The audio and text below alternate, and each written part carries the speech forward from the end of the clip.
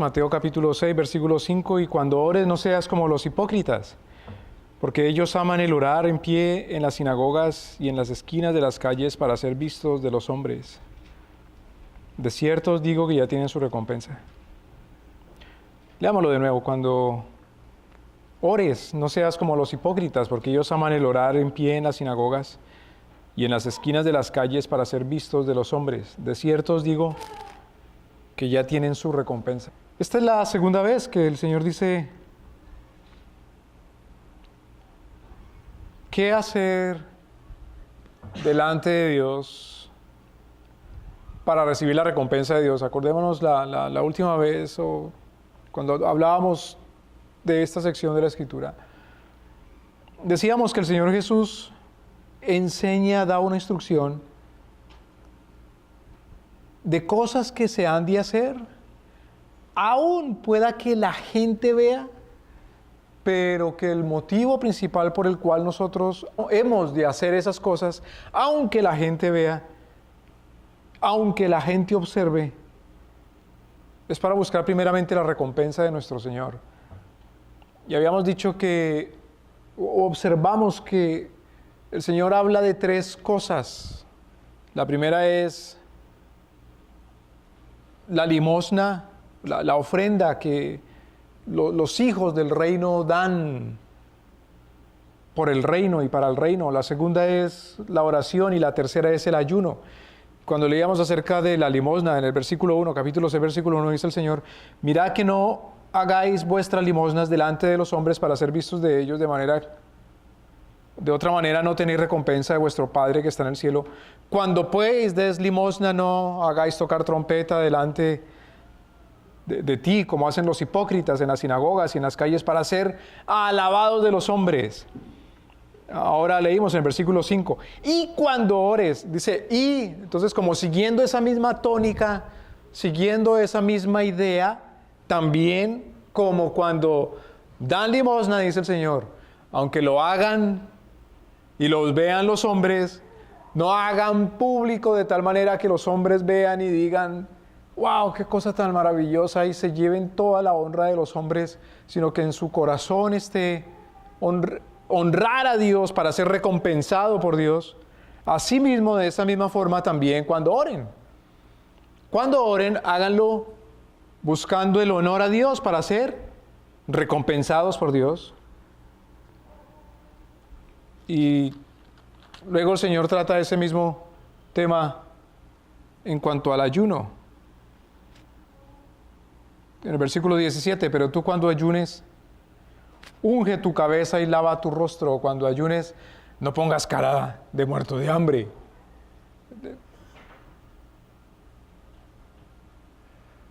A propósito, el ayuno en la Escritura se practica o se usa para someter al cuerpo a una disciplina.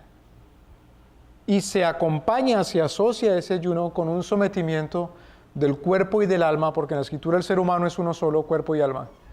Se somete al ser humano completo, tanto el cuerpo como el alma a Dios, y se entra en un estado de humillación delante de Cristo, siempre acompañado por un arrepentimiento. Pero dice el Señor Jesús, claro, si es un sometimiento a Dios, no lo hagan para que sea la motivación de ser recompensados por los hombres, porque es absurdo. Entonces, en el versículo 5, cuando ores, no seas como los hipócritas. Cuando ores, no seas como los hipócritas. Igualmente, cuando dé limosna, no seas como los hipócritas. Lo dice también el Señor en el versículo 2.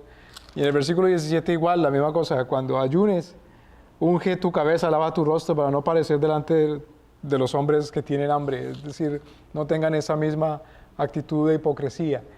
Y una pregunta, ¿cómo puede uno orar como un hipócrita?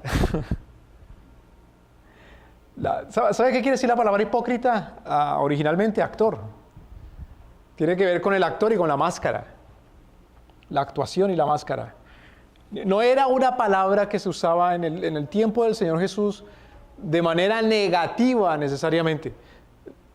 Hoy día uno usa la palabra hipócrita y dice, es una cosa moralmente mala.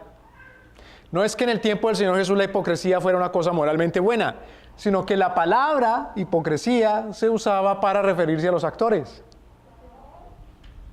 Mejor dicho, cuando el Señor usa la palabra, está diciendo, cuando des limosna, no actúes como que de verdad estás haciendo algo para Dios si lo que tú quieres es llevarte un honor o una honra delante de los hombres y exclusivamente eso. Lo único que buscas es agradar a los hombres, no a Dios de ninguna manera.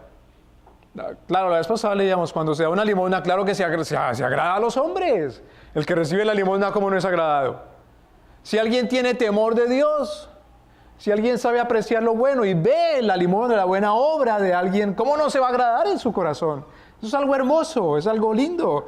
Cuando la Escritura dice, qué bello, qué hermoso es que habiten los hermanos juntos en armonía, es porque de verdad las buenas obras, la santidad, la justicia, produce en el corazón de los que aman, de los que temen a Dios, produce un agrado, produce un buen olor, produce algo medicinal, produce algo reconfortante. Entonces, claro, por supuesto, y veíamos también la vez pasada que el Señor Jesucristo dice, sus buenas obras háganlas también delante de los hombres para que los hombres glorifiquen a Dios que está en el cielo. Recordemos, eso lo veíamos en el capítulo 5, versículo 16 de Mateo. Pero el Señor usa la palabra hipocresía, que es la palabra que se usaba para máscara o para actor. Claro, los griegos son los creadores o los sistematizadores de la comedia y del drama, de la tragedia. Eurípides, por ejemplo. Sófocles, por ejemplo, son los grandes escritores griegos de la tragedia, y su aporte al arte histriónico, al arte dramático, consiste en sistematizar una serie de direcciones, de direccionamiento de cómo debe llevarse a cabo la puesta en escena. Por ejemplo, escriben que en algunas ocasiones hay un actor que representa su papel y al mismo tiempo tiene un diálogo con todo un coro, o a veces el actor tiene un diálogo también con otro actor, o a veces es un monólogo, en fin. Esos son los aportes de Eurípides, de estos autores que personificaban ciertos caracteres en donde se expresa el dolor, la tragedia precisamente, en donde, hombre, pero es que es un actor. No, es un actor, o sea, el que representa a Edipo no es alguien que necesariamente se esté acostando con la mamá. La que representa a Electra no es alguien que necesariamente esté enamorada del papá o tenga alguna cosa con su papá. Es un actor. Y se pone una máscara y la máscara tiene una sonrisa como para representar, claro, la alegría, o la máscara tiene una tristeza dibujada como para representar el drama, pero es una máscara. Es un actor, es una puesta en escena. Bueno, ese actor era el hipócrita. No hipócrita en el sentido moral, sino hipócrita en el sentido dramático. Hipócrita en el sentido histriónico. Hipócrita en el sentido artístico. Hipócrita en la puesta en escena. Está representando un papel. Ahora, hermanos, todo lo bueno viene de lo alto, del Padre de las luces. Él no cambia, Él es el mismo. Es santo. Todo lo bueno viene de arriba. Nosotros, mire, aún el arte o lo abstracto como las matemáticas, en la Escritura, en el reino de Dios y en su justicia, tiene una aplicación para Dios. Tiene una aplicación en la vida real. Tiene una aplicación para su reino y para la gloria de Dios nuestro Señor. El gran actor de la antigüedad, nosotros vemos ahí, el gran dramaturgo no es Sófocles ni Eurípides, sino es el rey David, representando en una puesta en escena a un hombre loco, chiflado, que babosea, Imagínense a David botando baba y rodando la baba por sus barbas y haciéndose el loco y jalándose el pelo, representando a un loco para que no lo maten en la corte de los filisteos. Es el gran dramaturgo, el gran histriónico, representando un papel, pero en ese momento David no era un idiota, no era un desquiciado, no era un loco, no era un demente, no era un hombre sin juicio, sino que está representando un papel. Porque los cristianos de esa manera engañan, actúan, engañan al diablo. Imagínense a las parteras en Egipto representando un papel delante del faraón, de queja delante del faraón, diciendo: las mujeres israelitas, las hebreas, son muy fuertes, dan a luz muy rápido antes de que nosotros lleguemos, y el niño ya ha nacido y no se lo podemos quitar y lo podemos matar. Imaginémonos los espías pasando por hombres originarios de Jericó. Imaginémonos la mujer aquella ramera, pero mintiéndole también, actuando, poniendo una puesta en escena. Hay puestas en escena para el reino de Dios. Hay actuaciones para el reino de Dios. De la manera que se engaña al enemigo. Bueno, el Señor Jesucristo dice: al Señor no lo podemos engañar. De pronto a los hombres, al Señor no podemos decirle algo sin decirle, o pretender abrir la boca con palabras para Dios, cuando no son palabras para Dios, sino para los hombres. Y uno sabe en el corazón cuando habla de verdad para Dios o cuando no. ¿Y quién puede meterse en el corazón y decir: estás hablando para los hombres o estás hablando para Dios? Nadie puede. Solamente Dios, el Espíritu Santo, sabe. ¿Quién puede decir: esa limosna la estás dando para agradar a Dios nuestro Señor primeramente, y no solamente para agradar a ese pobre hombre y calmarle, y calmarle el hambre? Solamente Dios sabe. Solamente Dios sabe, nuestro Señor. Estás sometiendo de verdad tu cuerpo, tu alma a una disciplina. Estás ayunando para Cristo. ¿Quién va a saber? Solamente Dios sabe. Sin embargo, es tan importante estas cosas que solamente las sabe el Señor, que claro, todo el capítulo 6 del Sermón del Monte prácticamente se dedica a esa cuestión. Al gobierno que uno debe tener de uno mismo, aún en el secreto. La gente se interesa mucho, demasiado, sobremanera, me parece a mí, por lo que los demás ven, más de lo que es prudente y necesario. Cuando a los cristianos se les reclamaba que eran ateos, imagínense eso. A los cristianos se les acusaba de ateos. ¿Por qué? ¿Por qué a los cristianos los acusaban de ateos? ¿Cómo adoraban en el siglo I los paganos? Su adoración era principalmente ¿qué? Pública, en una liturgia pública. ¿Cómo así? ¿Quiénes poseían los grandes templos en el siglo I? Hasta el año 70 el templo más grande que había en el mundo era el templo en Jerusalén, y el Señor lo derribó para demostrar que Él no es adorado en casa hecha de manos de hombre.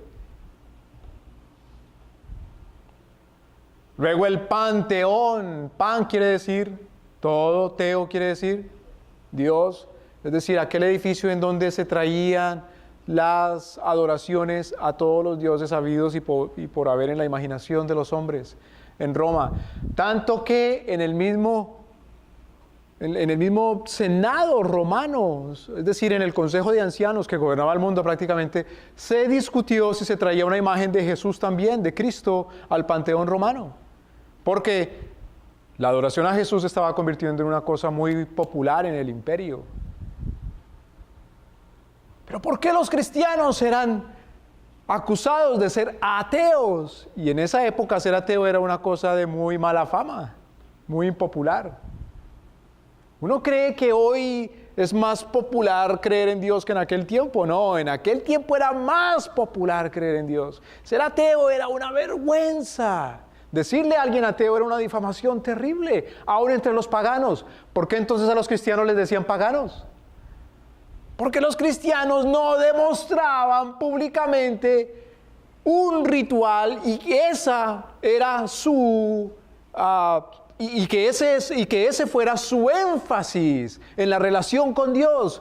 En otras palabras, los cristianos no demostraban su temor por Dios y su adoración pública en un sistema litúrgico complejísimo y elaboradísimo por un lugar y por unas prácticas. ¿Me doy a entender, hermanos? O por unas vestiduras. En las principales ciudades de Roma en aquella época habían centros especiales y en esos centros especiales eran precisamente en donde la gente derramaba la religiosidad de su corazón y por lo tanto tenía que haber un lugar como esos en cada ciudad porque la prosperidad, la seguridad, la felicidad de la ciudad dependía de que existiera un lugar como ese y en donde hubiera todo un cuerpo de sacerdotes vestidos de sacerdotes y que cumplieran el rito de sacerdotes y que se cumplieran todo el protocolo litúrgico, religioso. Entonces, los cristianos eran gente que no tenían ni usaban ni practicaban esas cosas y por lo tanto, ¿cómo les decían? Que no creían en ¿quién? En Dios. ¿En dónde está su Dios, cristiano? ¿En dónde están sus imágenes? ¿En dónde están sus símbolos? ¿Sabe cuál era el único símbolo que tenían los cristianos en aquella época? Un pescado bien simple de trazar un pescado simplemente con un solo trazo. Y no era un símbolo de su religiosidad, sino que era un código secreto. Era más o menos con esta figura así haciéndolo con los dedos, así era el pescadito. Sí, sube el trazo, hace una curvita que representa la cabeza, baja, pues representa el vientre del pez y sube otra vez para representar la aleta en la cola. Eso era todo, pero no era un símbolo que lo ponían como estos símbolos que hacen parte del lugar de adoración, sino que lo trazaban como un código para decir, mire, yo soy cristiano, pero que nadie sepa porque somos perseguidos. Por eso también tenían hasta apodos. Y a un tal Cefas, por ejemplo, porque ese era su nombre, o Simón, le decían Pedro, pero era un nombre en código, porque eran gente perseguida. A un tal Tomás, por ejemplo, le decían Dídimo, porque eran gente perseguida.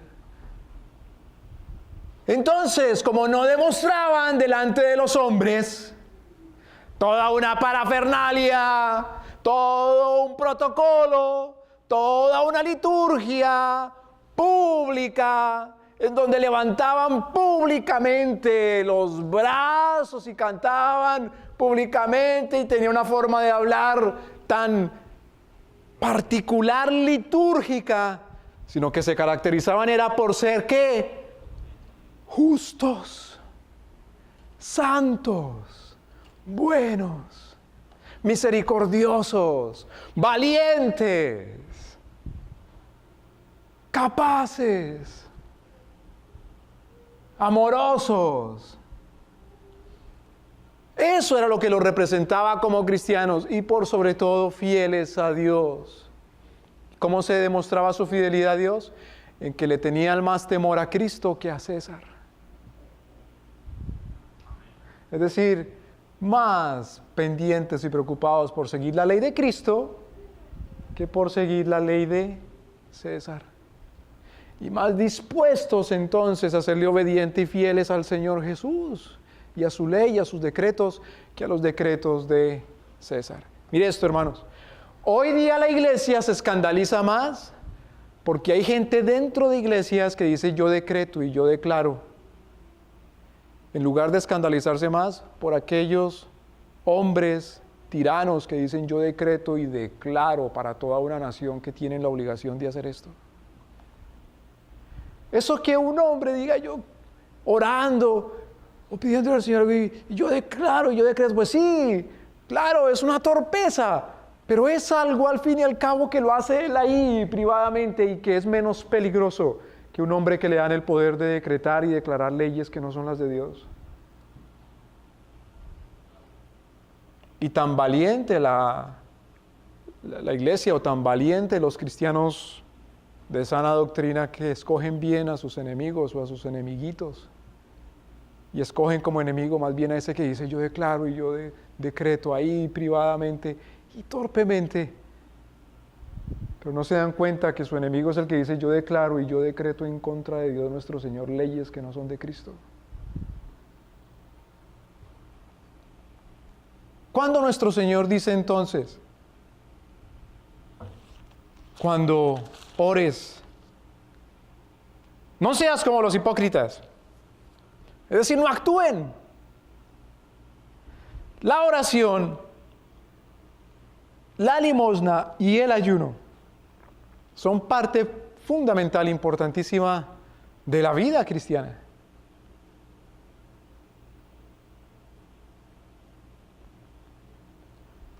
Pero en el reino de Dios y su justicia, precisamente en el reino de Dios las cosas se identifican en su acción porque están sometidas al Rey, el reino de Dios, es el reino de Dios. ¿Y cómo se sabe si están sometidas al reino de Dios? Porque entran a una categoría, las cosas, las acciones de los hombres, una categoría moral y una categoría según el pacto de Dios nuestro Señor. Y esa categoría se llama ¿cómo? Se llama la justicia. Es decir, hay una manera justa de dar la limosna. Como veíamos la vez pasada, la limosna se da ¿a quién? Imagínense uno da limosna y no sabe para quién. Simplemente ahí da y ya. Pero la limosna es un acto de misericordia. La limosna es un acto de compasión. La limosna es una relación directa con un hombre y con otro hombre, o con una mujer, o con un niño, o con una viuda, o con un anciano, o con un huérfano, un abandonado, con el extranjero, en fin, como dice la Escritura. Asimismo la oración es justa o no es oración. Es apenas una puesta en escena. Es apenas una hipocresía, es apenas una máscara, es apenas un drama. Claro, en cada ciudad romana, y eso los romanos lo trajeron de Grecia, y los romanos fueron los conquistadores de Grecia, militarmente hablando, políticamente, pero Grecia fue la conquistadora cultural y artística de Roma. Posteriormente, el cristianismo fue el conquistador cultural tanto de Grecia como de Roma. Pero los romanos adoptaron la tragedia y el drama. Entonces, en cada ciudad se construía un edificio o un teatro. El teatro, ¿qué es el teatro? El teatro es el lugar en donde se pone la puesta en escena. Ese es el teatro. A veces se llamaba anfiteatro. Es una manera arquitectónica especial.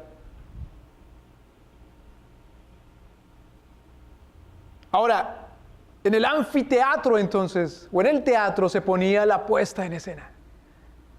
O se ponía la escena. Y salían los hipócritas, es decir, salían los actores. Bueno, el Señor dice, no sean como los hipócritas otra vez. Ahora, en el tiempo del Señor Jesús, aún en Jerusalén, aún en las ciudades de Palestina, también trajeron por la influencia cultural griega la puesta en escena teatral. Pero miren lo que dice el Señor Jesús. Porque los judíos se escandalizaban precisamente de la influencia cultural de Grecia. Pero torpemente se quejaban de la influencia cultural de Grecia por esas cosas simplemente folclóricas como el drama o poner una puesta en escena. Pero el Señor Jesús les está diciendo aquí, escandalícese más por la puesta en escena pretendiendo engañar a Dios. No se escandalice porque hay un cine o un teatro. Escandalícese más porque, primeramente, la corrupción comienza es en el corazón de los hombres que pretendiendo adorar a Dios, pretendiendo porque es una puesta en escena, es una mentira, es una falacia, es un engaño. Pretenden adorar a Dios, pero adoran es a los hombres. ¿Me voy a entender, hermanos? El paganismo, mejor dicho, la presencia del paganismo más peligroso y más horrible y que huele más a feo, no es el paganismo que ve uno fuera de los centros o teatros religiosos, sino, perdónenme, los que ve fuera de los teatros religiosos, sino los que ve dentro de los teatros religiosos. Es el paganismo más asqueroso y maloliente. El paganismo, en otras palabras, que se puede vivir dentro de la iglesia, dentro de las denominaciones, dentro de los círculos religiosos. Ese es el paganismo más, como dice nuestro Señor, esa es la hipocresía. Eso es muy interesante. Uno no ve a nuestro Señor o al apóstol Pablo irse a condenar y decir, derriben el teatro, derriben el anfiteatro. Pero sí dice nuestro Señor, este templito no va a quedar piedra sobre. No porque en el teatro o en el anfiteatro no se puedan poner puestas en escena asquerosas e inmorales, sino porque el olor es más putrefacto, aún si la puesta en escena es un lugar religioso que pretende ser de adoración a Dios. El olor es más putrefacto, es más podrido, es más mortecino. Si la puesta en escena es en un círculo que pretende ser de adoración a Cristo, y no lo es. ¿Tan fácil que es criticar a los demás? ¿Tan fácil que es criticar a las demás religiones? Tan fácil que es criticar a los demás países, las demás naciones o las demás razas o los vecinos. Pero el Señor Jesús dice, cuando ores no seas como los hipócritas, porque ellos aman el orar en pie en las sinagogas. Acordémonos que también luego el Señor Jesús entra a un lugarcito que se llama el templo y les dice, ustedes han convertido este lugar, ¿que es casa de qué? Mi casa es casa de... Está el Señor citando a Jeremías y dice, vosotros lo habéis convertido en una cueva de ladrones. Aquí el Señor Jesucristo dice, ustedes habéis convertido las sinagogas en un anfiteatro, en un teatrico. Recuerdo cuando veía, por ejemplo, algunos programas de México y decía al final, este programa fue grabado en el foro no sé qué. El foro le llaman allá el lugar en donde se realizan las escenas. O en el escenario tal. En otro lugar le llaman el set de actuación.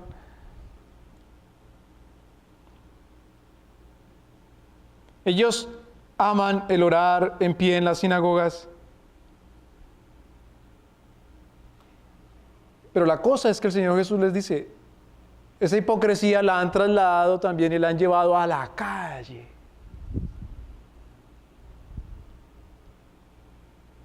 Aman el orar en pie en las sinagogas y en las esquinas de las calles. Ahora, como la vez pasada veíamos, el Señor en el versículo 1 y 2 no está criticando la limosna.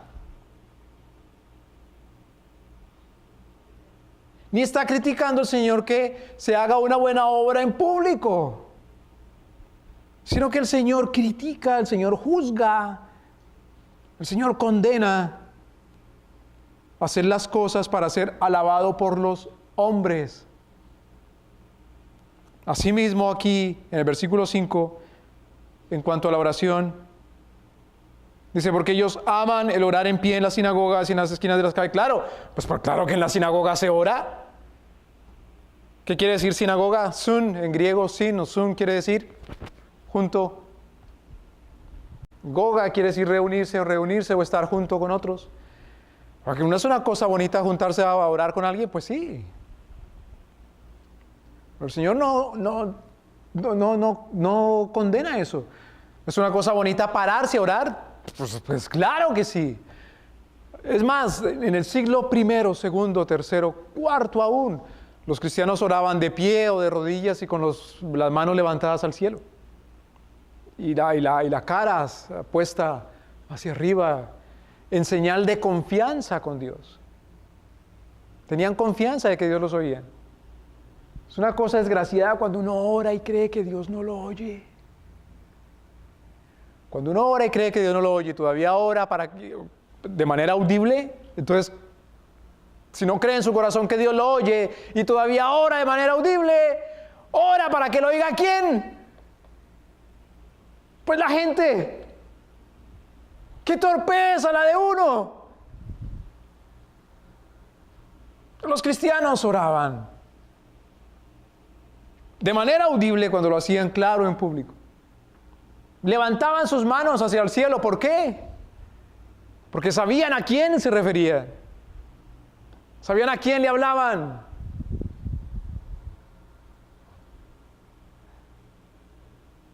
Mire, hay toda una simbología en la manera como uno se para y le habla a alguien, a algo y a lo sagrado. Cuando la gente levanta la mano y hace un juramento, ¿quiere decir que el juramento lo hace delante de quién? ¿Solamente de los que lo oyen? ¿Con las orejas de carne? Si levanta la mano, quiere decir que lo está haciendo ese juramento de manera solemne y que lo está oyendo ¿quién también? Dios nuestro Señor. Cuando la gente levanta las manos frente a una bandera, es porque da señal de que lo está oyendo ¿quién también? De que lo está oyendo Dios. Pero en aquel tiempo la gente levantaba las manos delante de César, o hace unos 50, 60, 70 años, la gente levantaba las manos delante del Führer. ¿Se acuerda quién era el Führer? El líder del pueblo, el tirano. Claro, los cristianos oraban y levantaban sus manos. Y lo hacían con alegría y con confianza. No por eso sin temor en su corazón. Pero el Señor entonces no critica el orar en público o el orar en voz alta o el pararse. ¿Cuál es la condena del Señor? Para ser vistos de los hombres, de cierto os digo, ya tienen su recompensa.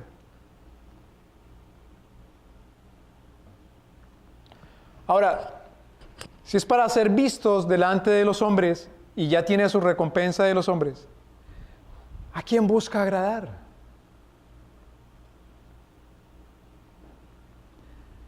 Si la mayoría de oraciones las hace uno delante de los hombres, es porque no está diciendo lo que tiene que decir. Porque es que uno delante de los hombres no se atreve a decir todo. ¿O sí? Ni de los hombres ni de las mujeres no se atreve uno a decir todo. Es delante de Dios. Pero la pregunta, ¿delante de Dios de verdad nos atrevemos a decir todo? Uno sabe que Dios ya lo conoce, que no le puede esconder nada, que no se puede escapar de su presencia.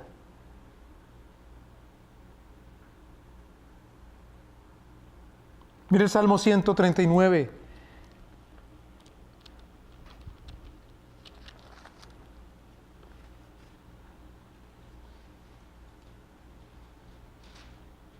Oh Jehová, tú me has examinado y conocido. Tú conoces mi sentarme y mi levantarme, desde lejos entiendes mis pensamientos. Mi andar y mi acostar me has rodeado. Y todos mis caminos te son conocidos. ¿Qué quiere decir eso? Cuando uno la embarra con la gente, la mayoría de las veces dice, ¿fue sin qué? ¿Fue sin querer queriendo? ¿Fue sin culpa? ¿Fue sin intención? El Señor sabe de verdad cuál es la intención de uno. ¿Qué saca uno con decirle a la gente si fue sin culpa o no? ¿Acaso la gente puede saber si fue sin culpa o no? Cuando le dicen a uno, uy, qué pena, no me di cuenta, la gente sabe si de verdad no quería. Lo único que vale delante de la gente es pagar lo que dañó. Porque la gente no sabe. El único que sabe es Dios. Si uno delante de la gente la embarra porque le daña algo a la gente y no le paga lo que dañó, esa disculpa no vale de nada. Pero a Dios, ¿cómo le paga a uno? Si todo es de Dios. Él conoce el corazón. Él conoce la mente. Él conoce todo. Y conoce, cuando decimos que conoce la mente y el corazón, no solamente conoce lo que está uno pensando, sino que conoce la intención. Porque es que detrás del pensamiento hay una intención. Uno piensa, maquina, concibe, pero ese pensamiento tiene detrás una intencionalidad. Los racionalistas, es decir, los que adoran ¿qué? El pensamiento, le dicen a uno que todo se origina ahí, en el pensamiento.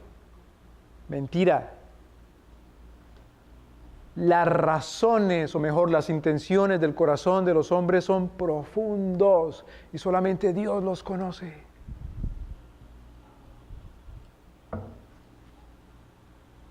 Versículo 4, pues aún no está la palabra en mi lengua.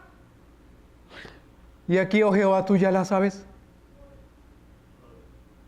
Toda. Por detrás, por delante, me has rodeado.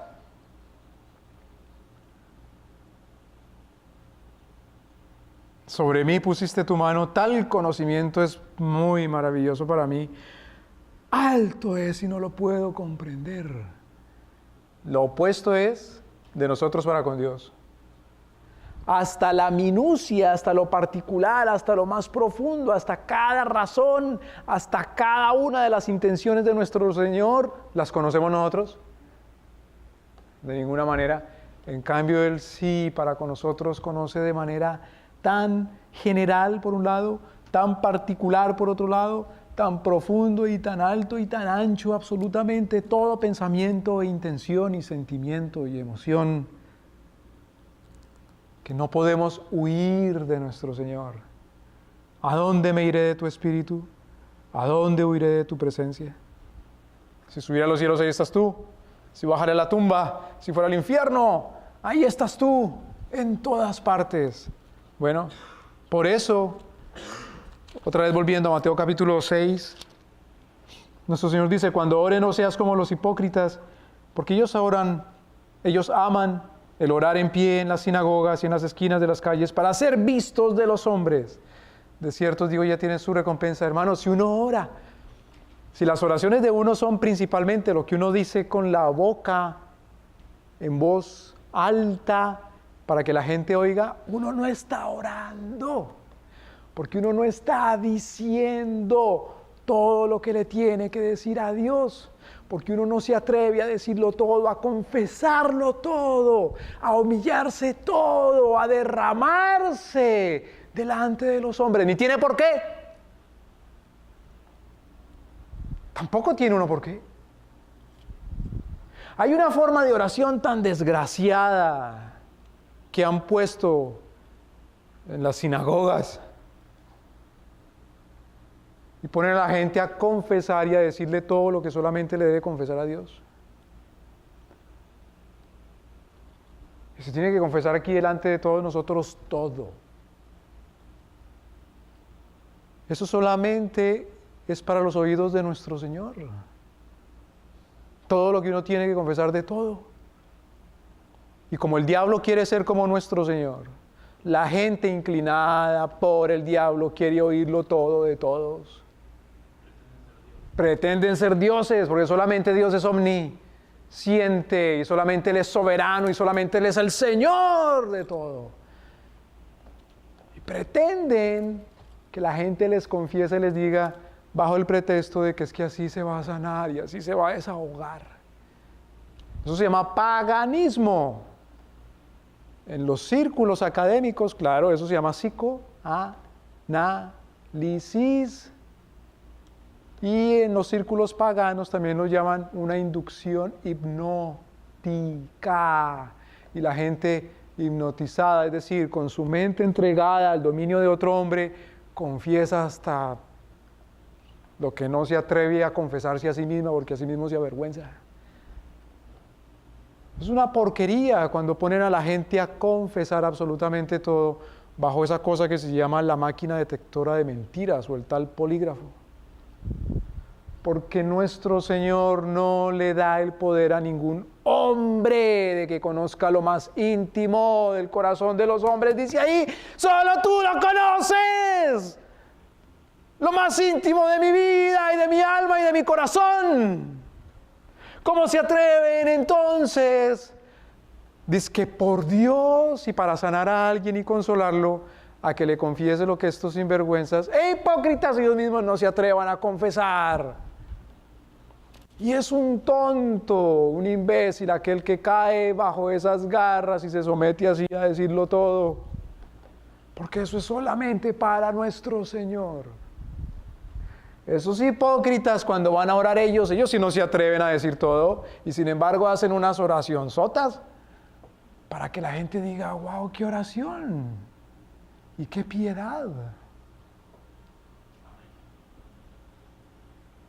Pero son unos usurpadores del poder de Dios y de la honra que solamente Dios tiene y son unos ladrones de la intimidad de las personas.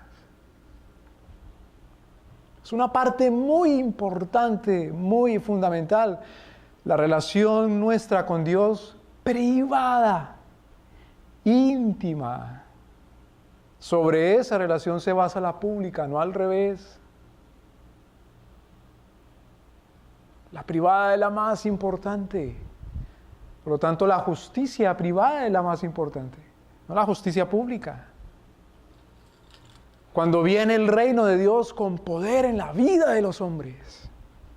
Primero viene el reino de Dios con poder íntimamente en los hombres. Y luego sí se manifiesta de manera pública. Pero para que se manifieste de manera pública en la publicidad de la comunidad, antes se manifiesta primero privadamente en su propia vida individual y luego en la privacidad de su propio hogar. Y en la privacidad y la intimidad de su propio círculo íntimo. Y luego sí, en lo más público, en lo más periférico.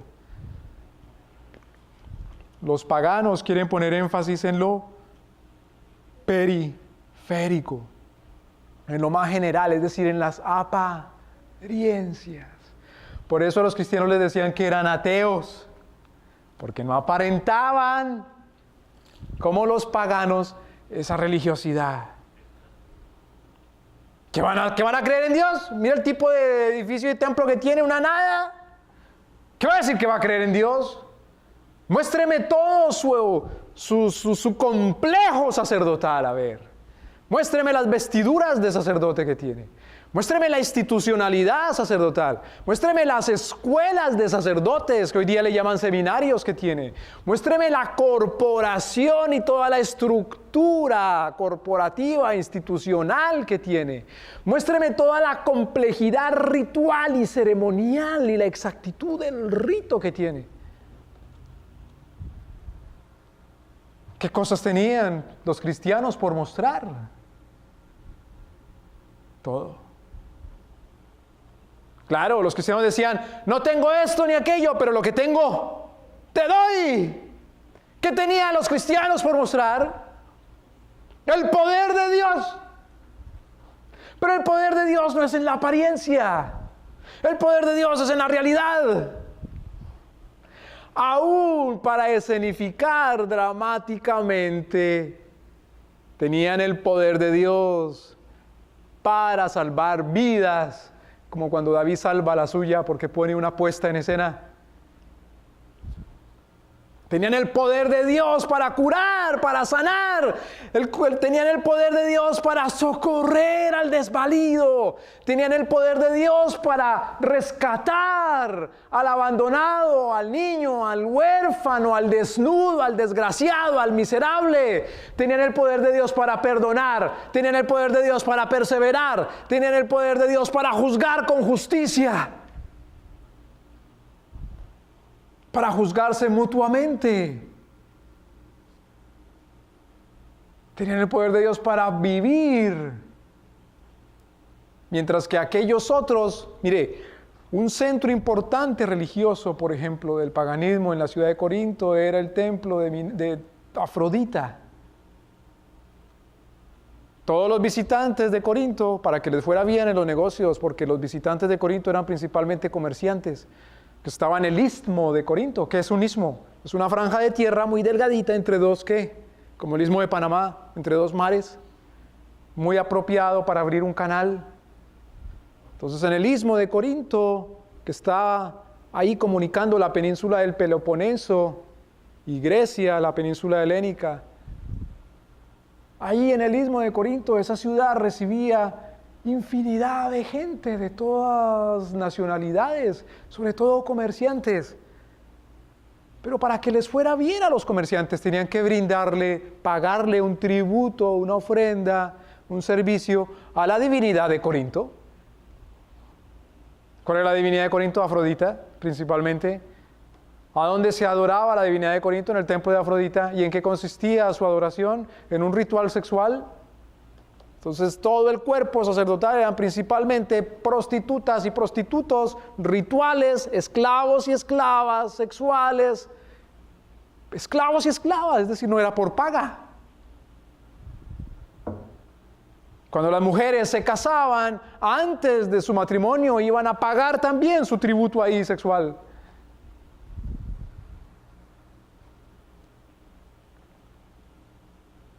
La gente cree que porque cumple con un ritual o con un tributo le presta un servicio a Dios.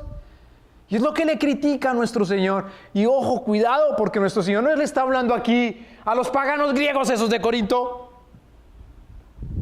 Nuestro Señor está hablándole a los judíos. Está hablando de las sinagogas.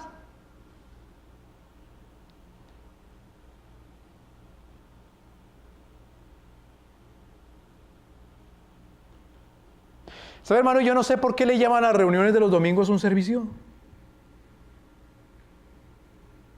Porque ¿qué se le sirve a quién?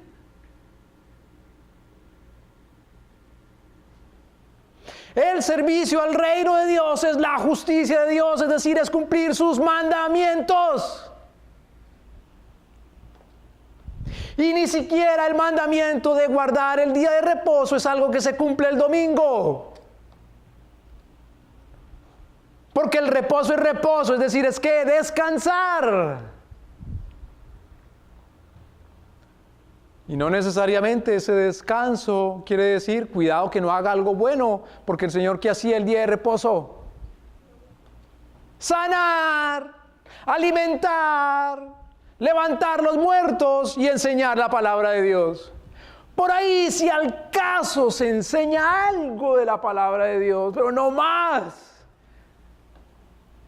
Y si ese es el servicio, entonces ¿qué será el resto de la semana? Si ese es el servicio.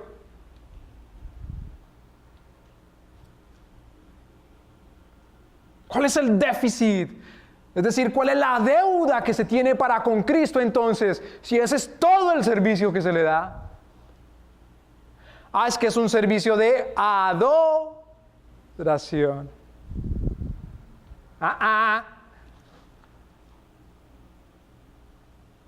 Porque la adoración es el reconocimiento de que Dios es ¿quién?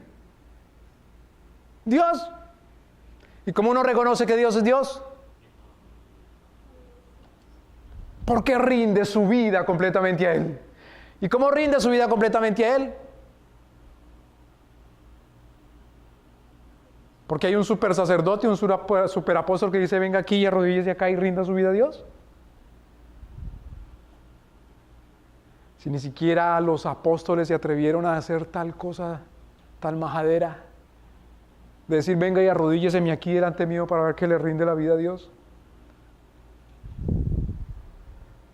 Rendirle la vida a Dios nuestro Señor es rendirle absolutamente toda la acción del corazón, del alma, de la mente, del espíritu, del cuerpo y de lo que está fuera de sí mismo, de uno mismo, pero alcanza uno a tener ahí influencia.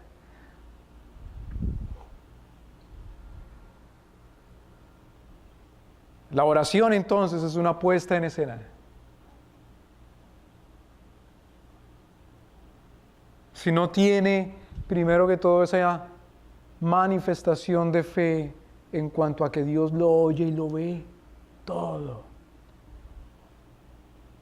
Pero no es la oración una hipocresía solamente por el hecho o por el solo hecho de que se diga públicamente, no. Mejor dicho, hermanos, mire, si uno ora públicamente, pero no le ha dicho privadamente lo que tiene que decirle a Dios nuestro Señor, si no le ha derramado el corazón privadamente a Dios nuestro Señor, Dios sí sabe.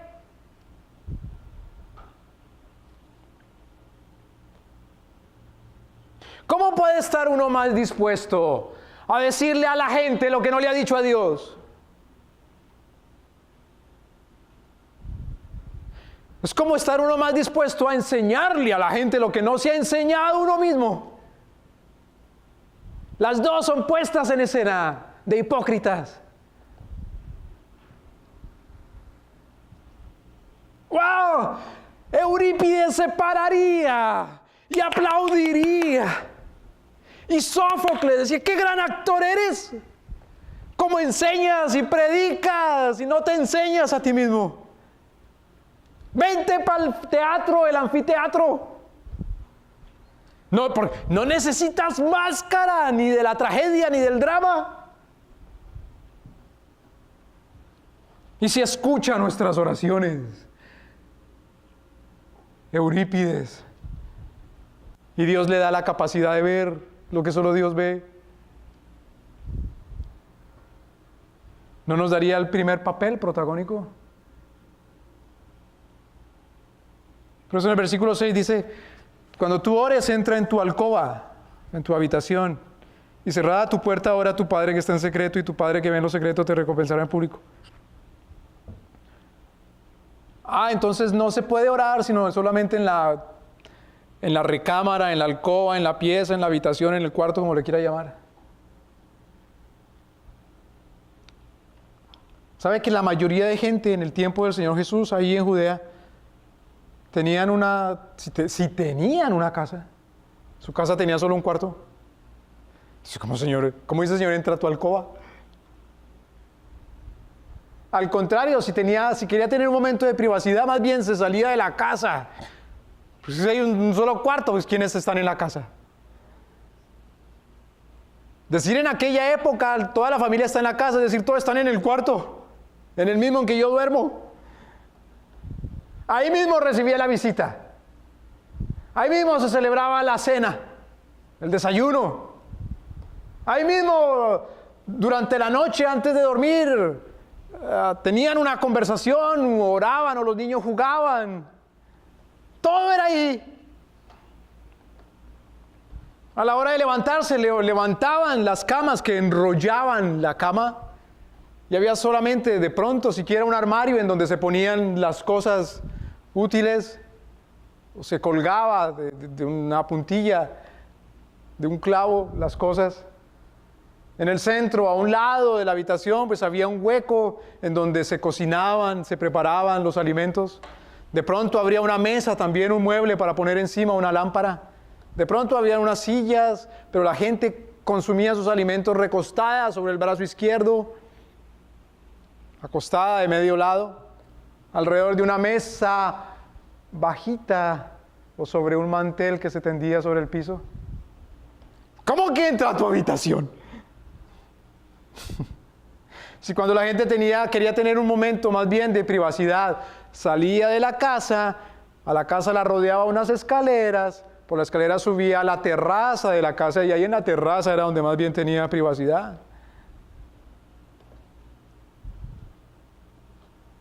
¿Cómo que entra a tu habitación? Lo que está queriendo el Señor decir es tu intimidad. Hablar con Dios es una cosa íntima, aun cuando lo hagas en público. Inevitablemente la gente oye, pero la gente oye no para que sea una conversación entre gente y gente. En el desarrollo otra vez del arte dramático, primero comenzaba simplemente las puestas en escena original, era solamente un diálogo entre un solo actor y un coro de personas. Luego ya añadieron otro coro, tanto a un lado como al otro lado del escenario, y los coros hablaban entre ellos, y el actor también hablaba o recitaba sus líneas para con el coro, había ese diálogo, y luego ya era actores entre actores, y luego muchos actores, en fin. Pero no era un diálogo con los dioses.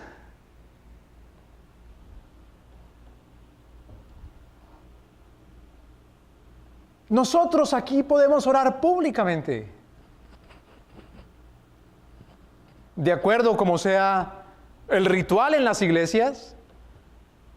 Hay iglesias o grupos en donde la gente ora, toda la gente al mismo tiempo. Está bien. Hay otros en donde la gente ora a una sola persona y los otros dicen amén. Está bien. A veces otro ora y la gente repita lo mismo que se está orando. Está bien. O a veces hay oraciones ya escritas que todos recitan a la vez. Está bien. Pero está mal si es para que se oigan entre sí y no más. Si no está dirigido a Dios. Y la gente torpe se pone a discutir si está bien o mejor que solamente uno hable y los otros digan amén, o que todos al mismo tiempo hablen, o que todos al mismo tiempo digan la misma cosa. En lugar de discutir cada uno en su corazón si se está refiriendo a Dios nuestro Señor.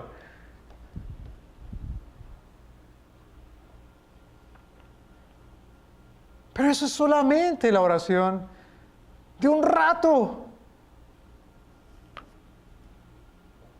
Que muy poca gente está a no ser que esté en una cárcel continuamente las 24 horas del día, juntamente con otro, sin tener absolutamente ninguna intimidad ni privacidad. Claro, la gente dice, yo no sé cómo orar.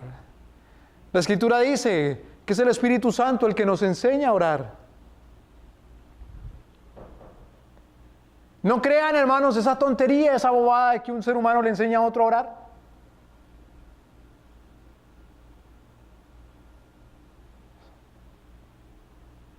Uno oye orar la gente y dice, eso es verdad lo que está diciendo o es mentira. ¿Y cómo sabe uno si es verdad lo que está diciendo o es mentira? Si es verdad con respecto a Dios lo que está diciendo, sabrá uno si es verdad porque la Escritura lo dice con respecto a Dios. Si es legítimo lo que la gente le está pidiendo a Dios, ¿cómo sabe uno si es legítimo y bueno y justo lo que la gente le pide a Dios? Porque la Escritura lo permite. Es el Espíritu Santo entonces el que nos enseña a orar. ¿Cómo nos enseña a orar el Espíritu Santo? Nos enseña a gemir. A gemir. Es que las palabras que se usa, mire, en sinónimo, vamos al libro de Primera de Timoteo.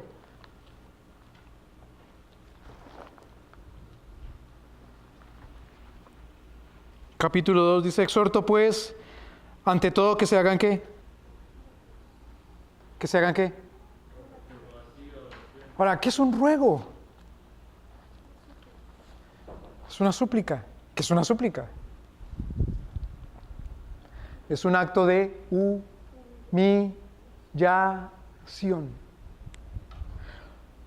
La oración es un acto de humillación. Por eso dice nuestro Señor en la oración, cuando nos enseña a orar, perdona ¿nuestras qué? ¿Nuestras qué? Originalmente, nuestras deudas.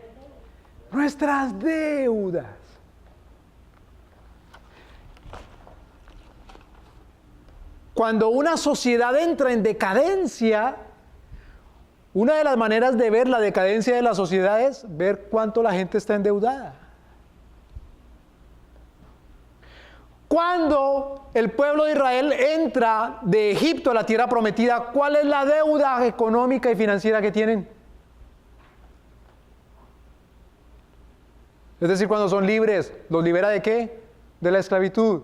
Cuando entran a la tierra de Israel, ¿cuál es la deuda que tienen, hermanos? Financiera. Los países marcan sus estadísticas o sus medidas con números macroeconómicas, es decir, toda la nación, cómo está la economía, y uno de los índices o una de las cositas que miran para ver cómo está su economía es el nivel de deuda pública y deuda privada, deuda interna y deuda externa.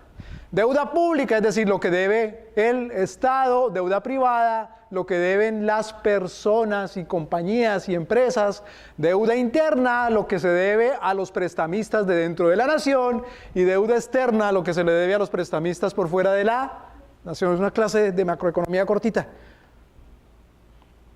¿Cuál era la deuda pública, privada, interna y externa del pueblo libre? ¿Cuántos ciclos de plata? ¿O talentos? ¿O denarios? ¿O dracmas? ¿O minas? ¡Cero!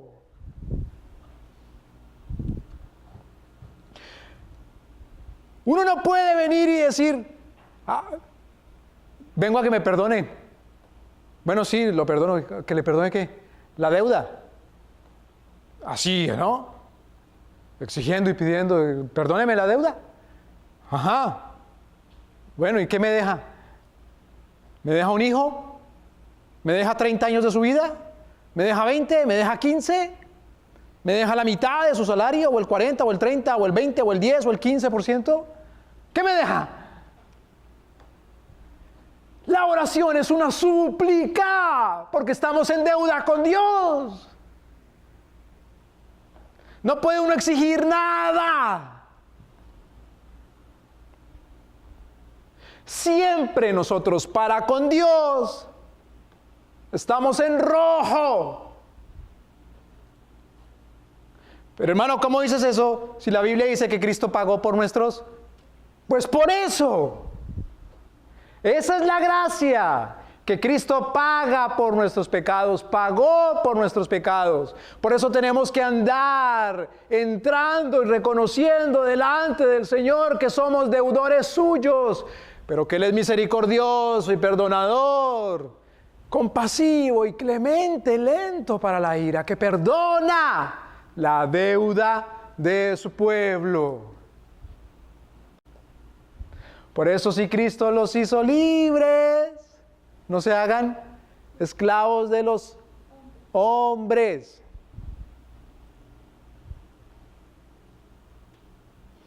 Cristo envía a predicar el Evangelio, las buenas ¿qué? Nuevas. Las buenas no. ¿Cuál es la buena noticia? Que Cristo perdona. ¿Cuál es la buena noticia? Que si Cristo nos perdona, ¿cómo nos vamos a hacer esclavos? Entonces, ¿cómo es que no se predica el Evangelio? ¿Cómo es que no se predica que salga de la deuda y que no se meta en problemas? Porque el nivel espiritual de un pueblo se mide también en términos de su deuda financiera, hermanos. Y los cristianos no conocemos la historia. Y los grandes imperios han caído endeudados.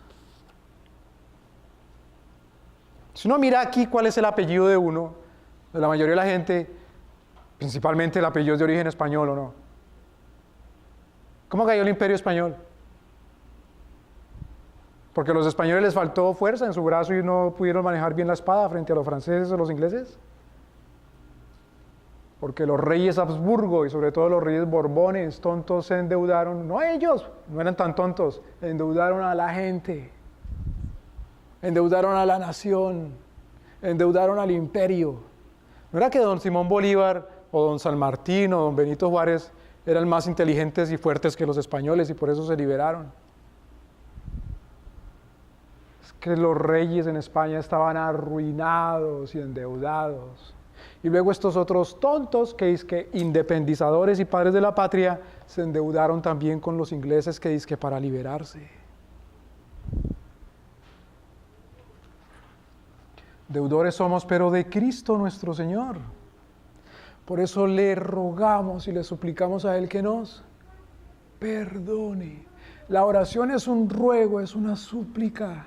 Por favor, ten compasión y misericordia de mí de principio a fin.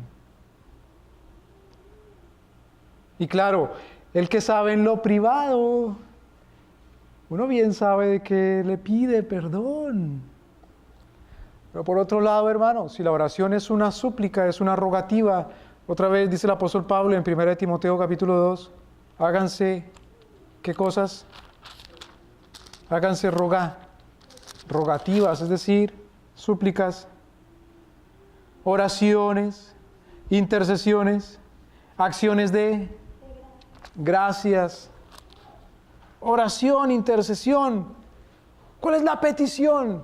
El Señor Jesucristo nos enseña. No hay tiempo para mirar toda la oración de Cristo, la oración del Señor, el Padre nuestro.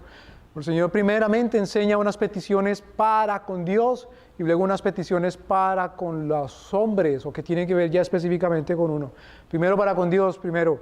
¿A quién se dirige? Padre nuestro que estás en el cielo. ¿Cuál es la primera petición? Que tu nombre sea santificado. Que tu nombre sea santo, Señor. Que tu nombre sea reconocido. ¿Cómo es que yo no te reconozco? ¿Cómo es que yo soy tan miserable y yo no me acuerdo de ti cada segundo? ¿Cómo es que yo soy tan desgraciado que no te doy gracias por todo? ¿Cómo es que yo soy tan desagradecido y tan miserable y tan desgraciado, Señor, que todavía creo que tú me debes a mí, no que yo te debo a ti? ¿Cómo es que soy tan malo y tan impío que no te puedo servir absolutamente en todo y serte obediente en todo? Santifica tu nombre. Porque yo soy malo, pecador, negligente, desobediente. Ayúdame, sálvame, santifica tu nombre en mí. Venga tu reino. Que venga tu reino con poder. Hombre, cuando uno dice venga tu reino, hay gente majadera que no quiere salir de sus propios problemas siendo responsable, sino quieren entregarle la responsabilidad de su vida a otros. Hay gente majadera que quiere entregarle la libertad de su vida a otros. Hay gente torpe que dice, hey fulano, venga a tu reino. Es decir, ven y reina, hágase tu voluntad. Porque yo tengo miedo. Porque Dios ya me abandonó. Porque yo no sé qué es lo bueno. Yo no sé qué es lo justo. Yo no sé qué es lo verdadero. Si me ves tan ignorante, mírame la cara. Mírame los ojos. Mírame la ignorancia que tengo, que no sé qué es lo justo y lo injusto, lo bueno y lo malo. Tú, ven con tu reino. Tráeme tu ley. Tráeme tu justicia. Pero el Señor nos enseña a pedir, suplicar, venga tu reino. Es decir, hágase tu voluntad. Hágase tus mandamientos. Sálvame de la maldad, de la injusticia, solamente cumpliendo tu voluntad. Luego, después de la santificación, santifica tu nombre, venga tu reino y hágase tu voluntad. Son las demás peticiones que tienen que ver ya directamente con uno. Dame de comer. Dame de comer, Señor. Dame el pan hoy. Es una cosa impresionante. La fe en el sentido providencial de la vida se manifiesta poderosamente cuando el ser humano confía que el Señor le alimenta mañana. Al llegar a un grado tal de bendición del Señor que la gente tiene para comer no solamente hoy, sino mañana, es que el Señor ha manifestado su misericordia, su caridad, su amor, su bondad de una forma tan grande, que la gente puede decir, mire, tengo para comer hoy, déjeme miro, sí, y mañana, sí hay para mañana, y para pasar mañana, quién sabe, déjeme ver, no, también, y para el próximo domingo, también o no, sí, wow, qué cosa tan maravillosa, que el Señor dice, danos cuándo el pan, ¿de cuándo? ¿De cuándo? De hoy. Danos hoy el pan diario. Y todavía me quejo que no sé mañana, ni pasado, ni en un mes.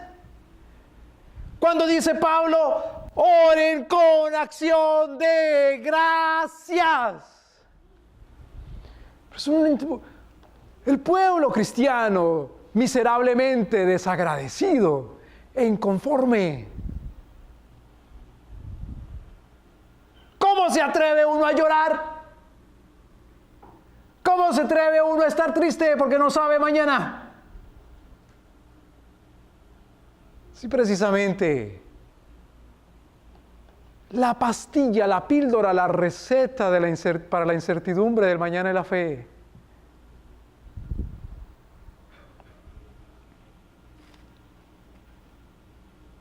Intercesiones y acciones de gracias. Claro, y la oración es no solamente por uno, sino por quién. ¿Qué quiere decir una intercesión? No intercesión, no intersección, sino intercesión. De parte de otro. No intersección. Intersección es que se cruza una línea con otra. Es una intercesión. Es eso, es decir, la súplica a favor de otro. Es lo que hace Cristo eternamente al lado del Padre, interceder por. Y es lo que hace el Espíritu Santo también al lado de Cristo, interceder por nosotros. Por lo tanto, nosotros como imitadores de Cristo, como guiados por el Espíritu, intercedemos por otros. Es algo muy lindo. La oración, por eso, no está separada de la vida cristiana. ¿Cómo es que uno intercede por los demás y no le ayuda a la gente en lo que le puede ayudar? Entonces, ¿en qué está tu intercesión? Actor del anfiteatro. ¿Cómo es que no le ayuda a la gente, pero no es por la honra a Dios, actor del anfiteatro?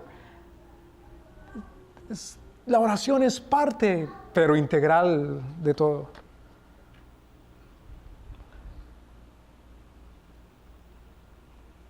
Hermanos, que Dios nos enseñe a orar. Y Dios nos enseña a orar en la medida que lo conozcamos a Él. Y lo conocemos a Él en la medida que tenemos comunión con Él. Y tenemos comunión con Él en la medida que le buscamos en su palabra y hacemos su voluntad. Su voluntad que es justa. Amén. Yo no les puedo enseñar a orar. Porque yo puedo decir como Pablo, ni yo sé. Es el Espíritu Santo el que intercede. Con palabras que uno no sabe. Y palabras que uno no sabe quiere decir que hay palabras que uno está acuñando cada rato para hablar con Dios. Quiere decir que es Dios nuestro Señor el que pone la verdad y la justicia de las palabras en el alma. Y esa verdad y justicia es en términos y en la medida que se reconoce uno quién es uno y quién es Dios. Somos unos miserables, endeudados delante de nuestro Señor.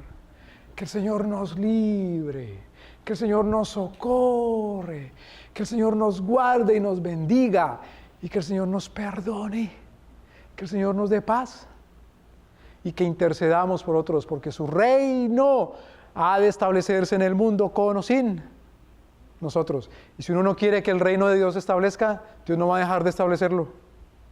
Y si uno todavía dice, es que yo no creo, que a mí me enseñaron otra cosa, en otra iglesia, o mi papá, o en un seminario, o en un instituto bíblico, y yo no creo que Dios establece su reino en la tierra. ¿Será que a Dios le importa eso? ¡Venga a tu reino!